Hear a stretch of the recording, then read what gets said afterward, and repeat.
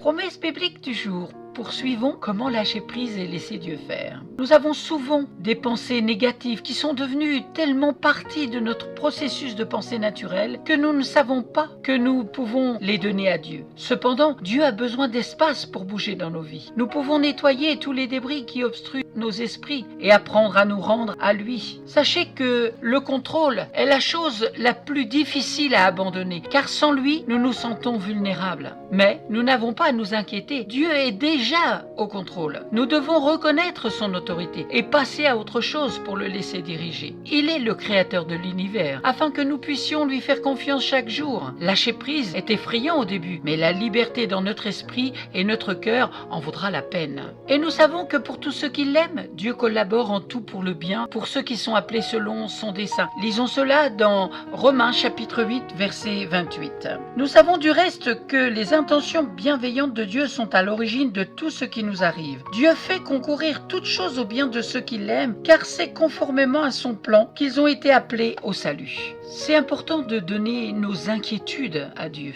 L'inquiétude n'ajoute pas un seul jour à nos vies. En fait, l'inquiétude nous opprime à chaque seconde. L'inquiétude peut littéralement affecter non seulement nos esprits et nos cœurs, mais aussi notre corps. L'inquiétude ne fait absolument rien de positif. Abandonnez l'inquiétude à Dieu et regardez votre vie flotter en sa faveur. Il y a aussi nos finances. Nous avons tendance à tenir fermement à nos finances. Cependant, Dieu veut prendre les rênes de notre argent. L'argent peut devenir une idole si nous le plaçons devant Dieu. Dieu veut nous bénir. Nous devons donc mettre toutes nos finances à leur place, entre les mains de Dieu. Dieu prendra soin de nous. Nous devons simplement rendre notre argent et obéir à sa direction. Gardez votre vie libre de l'amour de l'argent et contentez-vous de ce que vous avez. Car il a dit, je ne vous quitterai jamais, ni ne vous abandonnerai.